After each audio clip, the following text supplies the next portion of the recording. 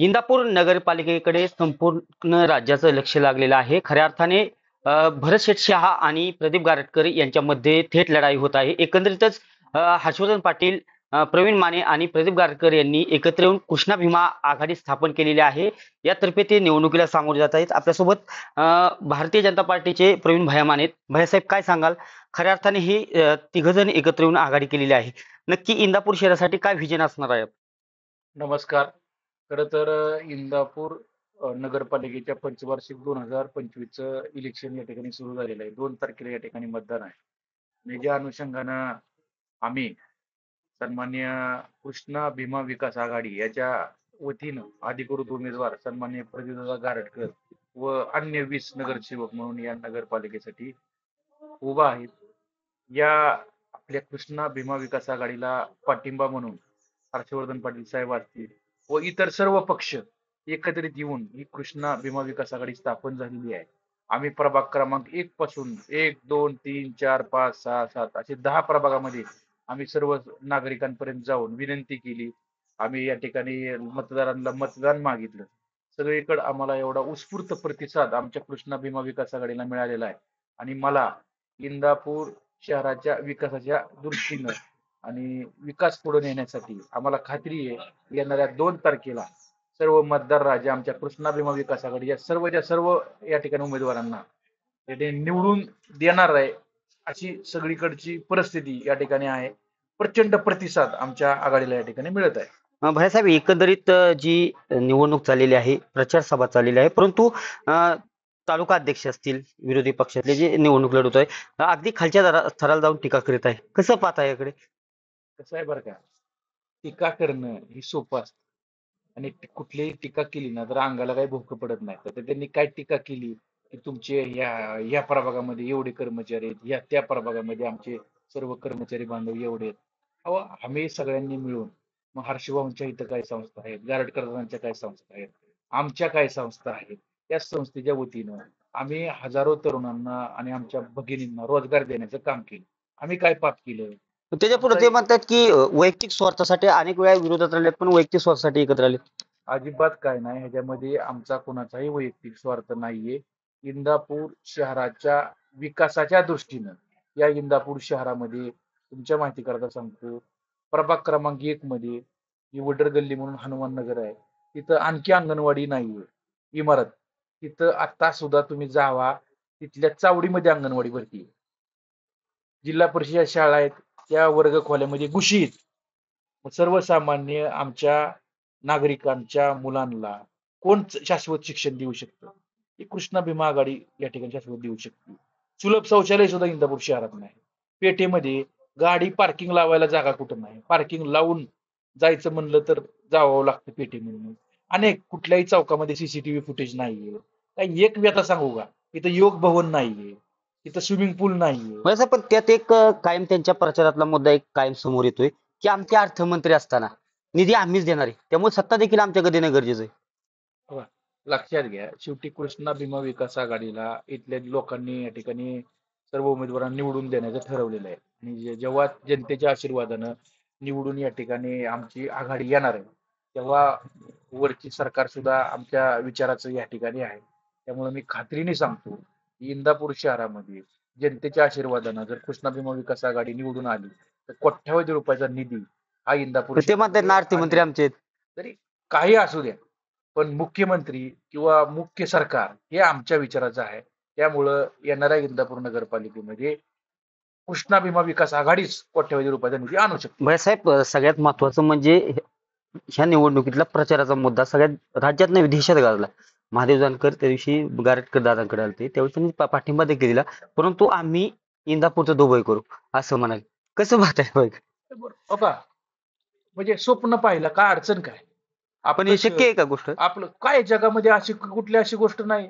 पण जेवढा निधी आहे ते इंदापूरचा जेवढा निधी असतो किंवा तालुक्याचा जेवढा निधी असतो तशी एक एक बिल्डिंग आहे, अगदी मोठे मोठे टावर 4,000 कोटीच्या बिल्डिंग आहे, ह्या गोष्टी शक्य होईल. ठीक आहे, ते बोलले असतील, परंतु मला एक आवर्जून आपल्याला सांगायचं की इंदापूर शहरामध्ये शाश्वत शिक्षण, शाश्वत रुग्णसेवा, शाश्वत म्हणजे तरुणांना रोजगार, एक अशी ह्याच्यावरती आपल्याला काम करायचंय. आणि कृष्णा भीमा विकास आघाडीचे सगळे उमेदवार या ठिकाणी अतिशय कर्तबगार सगळे उमेदवार आहेत, उच्च शिक्षित उमेदवार आहेत. आणि मी तुम्हाला आजच सांगतो की येणाऱ्या 2 तारखेला 21-0 होणार आहे, 100%. 21-0. साहेब खरं तर ही आघाडी एकत्र आली. एकंदरीत जिल्हाध्यक्ष होते राष्ट्रवादीचे दादा.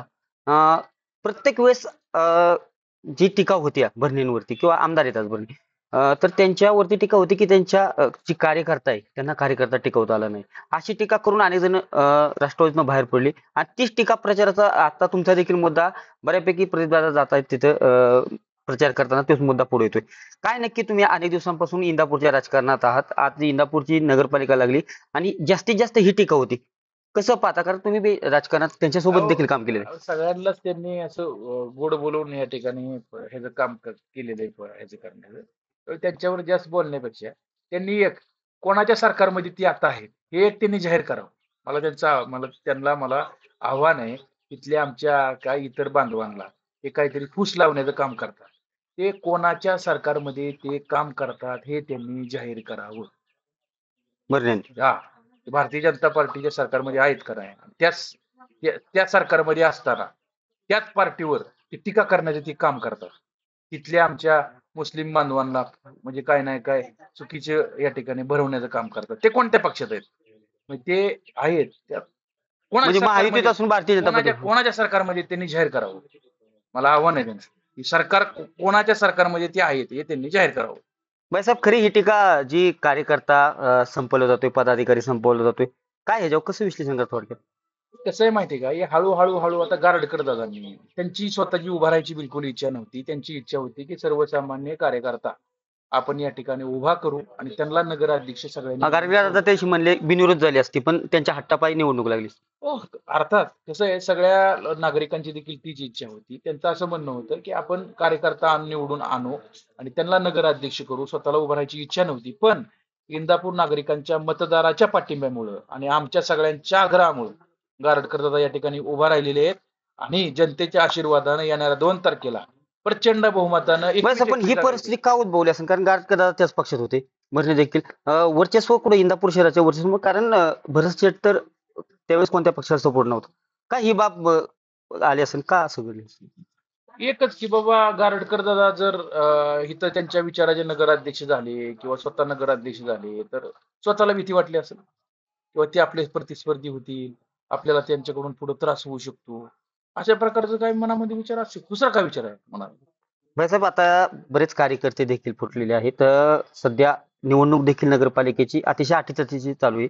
परंतु इंदापूर संपूर्ण राज्याचं कायमच इंदापूरकडे लक्ष लागलेलं असतं निवडणुकीमध्ये. त्यामध्ये प्रमुखतः तुमचं नाव असतं, हर्षवर्धन भाऊंचं असतं. तर काय येणाऱ्या काळात इंदापूरच्या विधानसभेचं वातावरण असेल किंवा लोकसभेचं वातावरण असेल, कसं पाहता? कारण आताची निवडणूक आहे पण थोडक्यात पुढे येणारे 4 वर्ष. नाही, कसं आहे, आता तर आपण नगर परिषदेचं या ठिकाणी इलेक्शन सुरू आहे, त्यावरतीच बोलणं उचित राहील.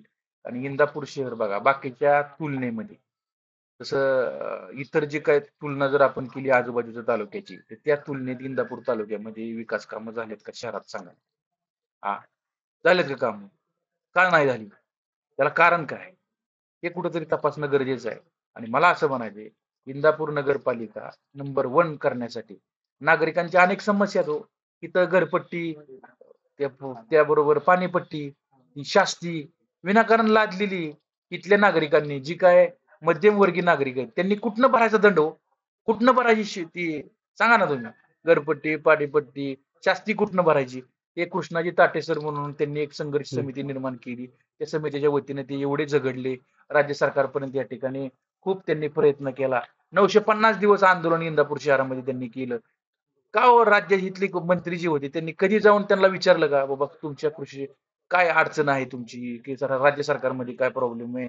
इथल्या गोरगरिबांचीच कमी झाले असते ना पैसे, रक्कम का केलं नाही कमी कमी? हा, मला सांगा ना तुम्ही. घरपट्टी, पाणीपट्टी, शास्ती. आणि मगाच गारटकर दादांनी जसं सांगितलं की जर जनतेनं आपल्याला संधी दिली तर पहिलं काम आम्ही या ठिकाणी ती शास्ती माफ करायचं आणि घरपट्टी, पाणीपट्टी बरोबर व्याज माफ करण्याचं काम आम्ही पहिल्यांदा करू. साहेब शेवटचा प्रश्न, एकंदरीत त्यांचा प्रचाराचा जी विरोधक पक्ष आहे त्यांचा प्रचाराचा मुद्दा आहे की आम्ही इंदापूरचं बारामती करू. कसं पाहताय बाबा? आता कसं आहे बरं का, की ते बारामती जी झालं की तिथल्या नेतृत्वाने मी म्हणतो समजा केलं. त्याच नेतृत्व म्हणतात की आता आम्हाला इकडं इंदापूर द्या. मग ह्याच्या अगोदर दिलंच होतं इंदापूर. अगोदर का झालं नाही? आता ही सांगायची वेळ काय ती? म्हणजे प्रचारात फक्त हो, अगोदर का सांगायची? म्हणजे अगोदर का झालं नाही? अगोदर होतच ना त्यांच्याकडे किंवा आता म्हणजे आता जर संधी दिली तर त्यापेक्षा सुंदर आम्ही करू. 5 वर्ष जर लोकांनी इथं संधी दिली कृष्णाभिमा विकास आघाडीला, तर गारटकरच्या नेतृत्वाखाली 20 वर्ष बारामतीपेक्षा इंदापूर सुंदर. हो सुंदर होणार 100%. नागरिकांनी जर दिली ना संधी 5 वर्षात सुंदर 100% होणार. करू आम्ही 100%. बस साहेब, शेवटचा प्रश्न काय वाटतंय येत्या 3 तारखेला अटीतटीची लढाई चालू आहे. 2 तारखेला मतदान आहे, 3 तारखेला काय निकाल वाटतोय एकंदरीत कोणाचा बोलायला?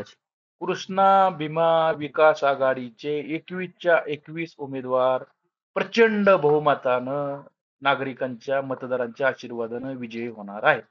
नक्कीच हे भारतीय जनता पार्टीचे प्रवीण भैया माने होते. एकंदरीत कृष्णा भीमा आघाडी एकत्र येऊन खऱ्या अर्थाने दत्तात्रय भरणे यांच्यामध्ये थेट लढत होत आहे आणि खऱ्या अर्थाने 2 तारखेला मतदान झाल्यानंतर 3 तारखेला नक्कीच आमचा गुलाल असेल आणि सर्वची सर्व जागा आम्ही जिंकू असा देखील विश्वास प्रवीण भैया माने यांनी व्यक्त केलेला आहे. दीपक कापरे, TV9 मराठी, इंदापूर.